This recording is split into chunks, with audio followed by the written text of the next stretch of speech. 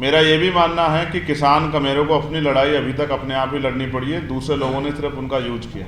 हमारा vision clear है कि किसान कमेरे की हम लड़ाई करें। हम तो पहलवान बेटियों के समर्थन में बड़ी ताकत से खड़े हुए, और किस तरह का जुल्म पहलवान बेटियों को सहना पड़ा ये भी आपने देखा। हम विचारधारा पे आधारित लोग हैं, किसान कमेरे की लड़ाई लड़ रहे हैं, हर वंचित वर्ग को हाशिए से उठा के ऊपर लाने में जो भी हमारा योगदान है उसके लिए काम कर रहे हैं। हम पूंजीपतियों के हितैषी नहीं है, गरीब के हितैषी है।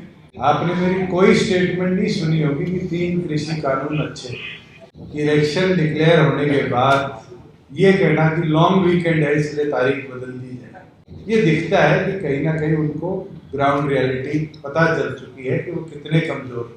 भूपेंद्र हुड्डा जी ने किस तरीके से अपने कंपटीशन में रहने वाले सारे स्टॉलवर्ड नेताओं को, आधों को तो पार्टी छुड़वा दी है और आधों को कमजोर करने का प्रयास किया। तो अभी तो कुमारी शैलजा ने दाव ठोक रखे, क्या रणदीप सुरजेवाला सीन से बाहर हो गए?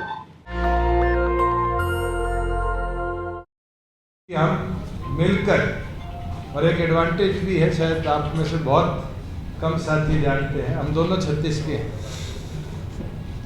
और दोनों मिलकर मैं मानता हूं कि अगले 40-50 वर्षों तक कैसे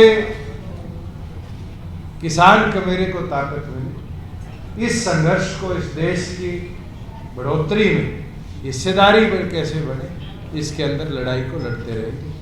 दोनों संगठन प्रदेश के 90 विधानसभा सीटों को लड़ेंगे भी, जीतेंगे भी, और हरियाणा प्रदेश में मैं कह सकता हूं कि युवा सरकार बनाने का काम करेंगे, जो गरीब की, कमेरे की, मजदूर की, छोटे दुकानदार की, महिलाओं की, युवाओं की आवाज़ बनकर मजबूती से लड़ रहे हैं। ये घोषणा तो आज की है, लेकिन इस पे पहल लंबे समय से चल रही है, और जो जिन महान पुरुषों के बारे में, उनकी दोस्ती के बारे में, उनके संयुक्त संघर्ष के बारे में और उसके परिणाम के रूप में जो आज हम लोग बैठे हैं, मैं अपने महान पुरुषों को नमन करते हुए आज उन दोनों महान नेताओं का भी जिक्र करता हूँ, मान्यवर काशीराम साहब और चौधरी देवीलाल जी। मेरा ये भी मानना है कि किसान कमेरों को अपनी लड़ाई अभी तक अपने आप ही लड़नी पड़ी है, दूसरे लोगों ने सिर्फ उनका यूज किया। वो वादे तो हमसे बहुत करते हैं, लेकिन बाद में उन वादों में सच्चाई कुछ नहीं होती, क्योंकि भाई ने कहा कि हम 36 के हैं। 36 से कहने का मतलब है कि हम सेम एज के हैं, हम एक ही एज में हैं और लंबे समय तक अब सेवा करने के लिए किसान कमेरों की इस आंदोलन में उतरे हैं। मेरा ये भरोसा है, जब मेरी इनसे बात हुई तो मैंने महसूस किया कि इनके दिल में इच्छा है कि हरियाणा को आगे बढ़ना चाहिए, और मेरे दिल में इच्छा है कि हरियाणा को आगे भी बढ़ना चाहिए। हरियाणा की जो पहचान है, जिस तरह से इस बार भी दुनिया में देश का नाम हरियाणा ने बचाने का काम किया, वो हरियाणा और शक्तिशाली होना चाहिए। हम लंबे समय से हरियाणा में काम कर रहे हैं। भीम आर्मी आज़ाद समाज पार्टी के माध्यम से हमारे नेताओं ने वहाँ संघर्ष करके, संगठन बना के उसको सींचने का काम किया है। अब 1 और 1 11 हो गए हैं। शक्ति मिलके जो है एक नया निर्माण करेगी। मैंने इनसे ये भी अपील की थी कि जो भी हमारे जैसे साथी हों, जो चाहते हों कि किसान कमेरे, नौजवान, महिलाओं के सशक्तिकरण की आवाज़ आगे बढ़े, उनको भी अपने आप साथ में आप जोड़ लो। मेरा भरोसा है कि आने वाले कुछ दिनों में कुछ नई ताकतें भी, नए ऐसे साथी भी आपको हमारे साथ देखने को मिलेंगे, जो चाहते हैं कि हरियाणा मिलके इसी आइडियोलॉजी पे आगे बढ़े कि किसान किस कमेरे की बात मजबूत। पुरानी चीज़ों के लिए मैं अपने महान नेताओं का धन्यवाद करता हूं, और मेरा विश्वास है कि अब हम इस लड़ाई को तेज़ी से आगे बढ़ाएंगे और इस ताकत को बनाने में कामयाब हैं। आप सब लोग यहाँ उपस्थित हैं। जननायक जनता पार्टी का पूरा परिवार, उनके सम्मानित नेता, पूर्व सीएम, पूर्व डिप्टी सीएम और भावी सीएम जो है हमारे बीच में है, साथ साथ आज़ाद समाज पार्टी, भीम आर्मी का परिवार है। ये दोनों परिवार एकजुट होकर मैं संदेश अपने साथियों को देना चाहता हूँ, आज से ही कमर कसें और हरियाणा में एक नया इनकलाब खड़ा करें, ऐसा मेरा विश्वास है। और बाकी चीज़ों को हम धरातल पे संघर्ष करके उतारें। सीट शेयरिंग के ऊपर हमारी चर्चा भी हो। 70 सीटों पर जननायक जनता पार्टी चुनाव लड़ेगी और 20 सीटों पर आज़ाद समाज पार्टी काशीराम चुनाव लड़ेगी। हमारा विजन क्लियर है कि किसान कमेरे की हम लड़ाई करें, और किसान कमेरे के अंदर चाहे वो हमारे एससी साथी हैं, उनका कैसे उत्थान। मैं एक चीज़ आज आपके बीच में जरूर कह सकता हूँ, जब मेरी प्राथमिक चौर की चर्चा चंद्रशेखर जी से हुई, हमारा एक लक्ष्य था कि हम गरीब को केवल मात्र इस झांसे में नहीं कि तुम्हारा मकान बना देंगे और मकान के अंदर उसको जमीन की व्यवस्था नहीं दे पाते। अधिकतम आज गरीब साथी किसी जाति से आते हैं वो मकान नहीं देते, इस पर योजना लेके आएंगे और जो वादा हम करेंगे, ज़्यादा वादे करने की हमारा लक्ष्य नहीं है, और जो वादा करेंगे उस वादे के अंदर दोनों पार्टियां गंभीरता के साथ मैदान में उतरेगी और उसको पूरा करने का लक्ष्य। देखो, जब इस परिवार की पृष्ठभूमि को आप देखोगे तो आपका एहसास होगा कि ये परिवार किसानों का सबसे बड़ा हितैषी रहा। रही बात, मैं आज भी किसानों के समर्थन में खड़ा हूँ और हमेशा किसान कमेरे के समर्थन में खड़ा रहा। हम तो पहलवान बेटियों के समर्थन में बड़ी ताकत से खड़े हुए और किस तरह का जुल्म पहलवान बेटियों को सहना पड़ा ये भी आपने देखा। तो मैं फिर आपसे कह रहा हूँ, अब ये आपके सामने है और जहाँ तक मैं समझता हूँ इन्होंने विरोध भी नहीं किया।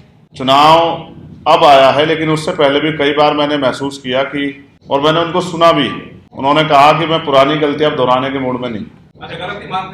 मैं क्या कह रहा हूँ, पुरानी गलतियां कि जो पुराने रूप से राजनीतिक जो भी कुछ हुआ होगा उसको दोहराने के मूड में नहीं। मैं आपको विश्वास दिला कहता हूँ, हम विचारधारा पर आधारित लोग हैं, किसान कमेरे की लड़ाई लड़ रहे हैं, हर वंचित वर्ग को हाशिए से उठा के ऊपर लाने में जो भी हमारा योगदान है हम उसके लिए काम कर रहे हैं। हम पूंजीपतियों के हितैषी नहीं है, गरीब के हितैषी हैं और हम विचारधारा के आधार पर इस लड़ाई को आगे बढ़ाएंगे। अभी तो ये दोस्ती हुई है, ये दोस्ती किस तरह का रंग जमाएगी आप देखना। हमारे लोगों को, कुणाल भाई, हमारे लोगों को हमारे ऊपर भरोसा, उस भरोसे को हम बना के रखेंगे और ये ताकत जो है आप देखना नया निर्माण करेंगे, नए हरियाणा का निर्माण जो सपनों महान पुरुषों के सपने का होगा और राष्ट्र निर्माण में भी योगदान देगी। और मैं स्पष्ट कर दूं, पुरानी गलतियों से मेरा आग्रह यह है, मैंने उनको सुना को स्पष्ट भी कर देंगे कि हम किसी भी कीमत पे वो पार्टी जिसने लंबे समय से नुकसान पहुंचाया किसानों को, उसको किसी भी कीमत पे फायदा नहीं होने देंगे। तो क्या ये तय माना जाए दुष्यंत जी कि अब आप आगे बीजेपी के साथ कोई भी तालमेल नहीं रखेंगे, क्योंकि आप पर यही शंका की जाती है। और दूसरा सवाल भी इससे मिलता जुलता है कि आप चौधरी देवीलाल की बात करते हैं तो उनकी तो दो लोग उनके परिवार से आते, आप भी आ रहे हैं, INC भी आ रहा है, तो ये तो परिवार में ही बंटवारा भी है ना। नहीं, 4 है, कांग्रेस में भी है, बीजेपी में भी है। हमारा तो परिवार इतना बड़ा है कि हम ट्रेनिंग देते हैं और लोग दूसरी पार्टियों में जगह बना लेते हैं। आपने मेरी कोई स्टेटमेंट नहीं सुनी होगी कि 3 कृषि कानून अच्छे, बल्कि एक चीज उस दौरान भी मैंने कही थी, किसी दिन भी MSP पर आ जाएगी मैं सरकार छोड़। बारी बारी प्रेस के साथ ही यही क्यों पोर्ट्रे करते हैं कि हमने सिर्फ बीजेपी के खिलाफ लड़ा था। क्या मैंने भूपेंद्र हुड्डा के 63,000 एकड़ जमीन किसानों से छीन कर प्राइवेट बिल्डरों को देने का मुद्दा कभी नहीं उठाया? क्या हम वो भूल गए कि राजबाला गेस्ट टीचर थी जिसको रोहतक के अंदर छाती पे गोली मार दी गई थी? क्या हम भूल गए कि रोहतक से बाहर निकलते थे, जिला बदलते, चाहे वो भिवाड़ी हो, चाहे वो जींद हो, चाहे वो सोनीपत हो, 4 लेन सड़क 2 लेन हो जाती थी, 1 लेन हो जाती थी। ये सब विषयों को लेकर हम लड़े थे और जनता ने हमारा भरपूर साथ दिया। आम आदमी पार्टी बसपा के साथ आपका अलायंस रहा, बीजेपी के साथ रहा, 4th ईयर रही आपका 5 साल के हिस्ट्री। हम चुनाव तो सिर्फ आम आदमी पार्टी के साथ लोकसभा का लड़े, इलेक्शन के अंदर तो हमारा अलायंस नहीं था। बसपा ने अलायंस किया था और क्या कारण रहा वो आप भी जानते हैं। ट्वीट आया और प्री इलेक्शन ही वो टूट गया था, तो महीने भी मुश्किल से चला। और स्टेट के अंदर हमारे एजेंडाज को हम पूरा कर पाए, हमारे वोटर्स को जो हमारी कमिटमेंट थी उस कमिटमेंट को हम कैसे पूरा कर पाए। हमने स्टेबल गवर्नमेंट के लिए अलायंस किया था और उसके अंदर हम अचीव भी कर पाए। इलेक्शन डिक्लेयर होने के बाद ये कहना कि लॉन्ग वीकेंड है इसलिए तारीख बदल दी जाए, ये दिखता है कि कहीं ना कहीं उनको ग्राउंड रियलिटी पता चल चुकी है कि वो कितने कमजोर हो चुके हैं। और मैं तो ये मानता हूं कि अगर छुट्टी है, छुट्टी के दिन तो मतदान ज्यादा होगा, क्योंकि हमारे यहाँ पर लाखों वोटर ऐसे हैं जो प्राइवेट जॉब करते हैं और सुबह से शाम तक वो अपने व्यवसाय में व्यस्त होते हैं, वोट कम मिलते हैं। छुट्टी होगी तो वो लोग भी सारे बढ़ चढ़कर पार्टिसिपेट कर पाएंगे, पोलिंग परसेंटेज बढ़ेगा। दूसरी ओर पर जो आपने सवाल पूछी कांग्रेस की तनातनी तो जग जाहिर है। आज भूपेंद्र हुड्डा जी ने किस तरीके से अपने कंपटीशन में रहने वाले सारे स्टॉलवर्ड नेताओं को, आधों को तो पार्टी छुड़वा दी है और आधों को कमजोर करने का प्रयास किया। और एक चीज मैं आज कह सकता हूं कि जो ये लोग सोच रहे हैं कि कांग्रेस के अंदर भूपेंद्र हुड्डा मुख्यमंत्री बन सकते हैं, ये चीज तो आपने कर्नाटका और आंध्र प्रदेश में देखी है कि किस प्रकार से चेहरा कौन था और बाद में मुख्यमंत्री कौन बना। तो अभी तो कुमारी शैलजा ने दाव ठोक रखे, क्या रणदीप सुरजेवाला सीन से बाहर हो, और अब तो इस ग्रुप के अंदर वीरेंद्र सिंह जी भी जुड़ गए। और इन्होंने भी अपनी बात में कहा कि शिवसेना को भाजपा ने कमजोर किया, जिनके साथ अलायंस हुआ, नीतीश जी को भी और कई जगहों, मगर वो वहां वो बेचारे हो गए, लेकिन यहाँ दुष्यंत जी बेचारे नहीं हुए। यहाँ दुष्यंत जी आपकी नजरों में कमजोर हो गए। ये आपका विजन हो सकता है, किसी की पार्टी को नुकसान पहुंचाने वाली पार्टी के खिलाफ जनता में आक्रोश होता है। जैसा इन्होंने कहा बीजेपी के साथ नहीं जाएंगे, साथ साथ मैं आपको स्पष्ट करूं, सतगुरु रविदास जी महाराज ने कहा है, ऐसा चाहूं राज में जहां मिले सबनु अन्न, और छोटे बड़े सब सम बसे रविदास रहे प्रसन्न।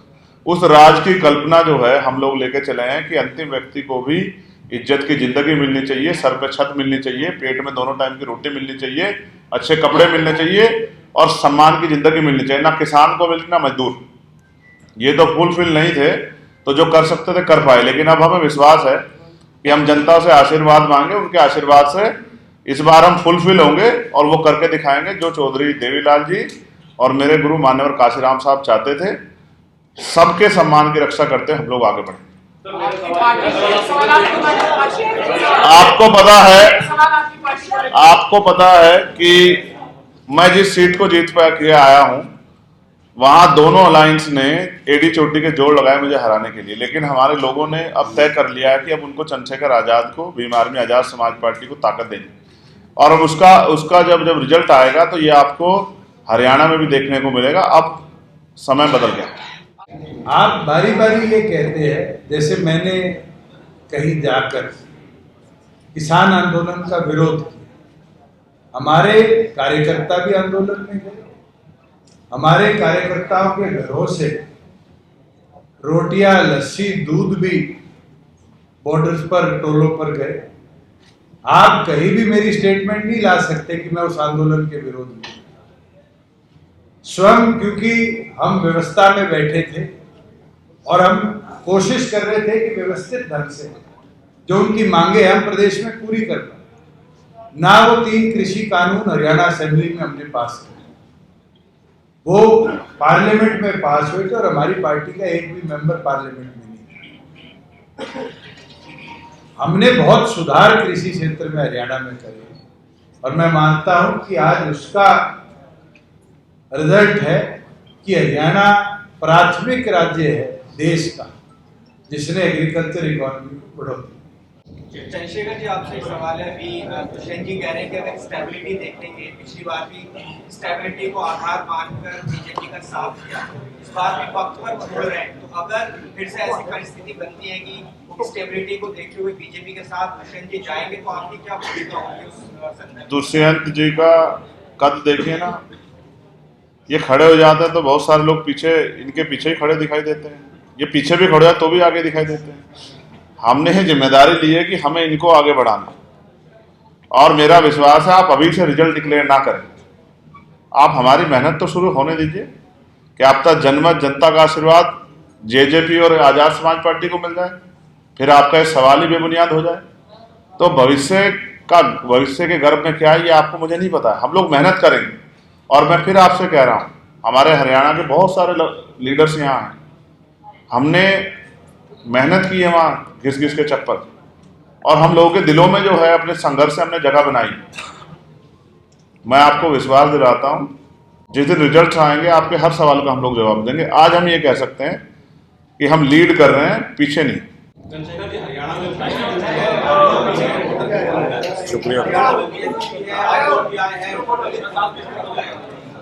अब ये तो आप उत्तर प्रदेश में हम 2 सीटें लगे वहां लड़े, आप देख चुके हैं कि कौन किधर जा रहा है, और भविष्य में जब उपचुनाव होंगे तो आप देख लीजिएगा कि कौन किधर जा रहा है। और कुछ आपके बराबर वाले मीडिया के साथी घूम के आए हैं जहां उपचुनाव है यूपी में, वो बता देंगे कि कौन किधर जा रहा है। नेशनल दस्तक की आपसे गुजारिश है कि अगर इसको बचाना चाहते हैं तो नेशनल दस्तक को सब्सक्राइब करने के लिए रेड कलर के सब्सक्राइब बटन को दबाएं, फिर बेल आइकन की घंटी दबाएं। नेशनल दस्तक को बचाने के लिए बहुत जरूरी है कि हर खबर को शेयर करें, लाइक करें, कमेंट जरूर करें।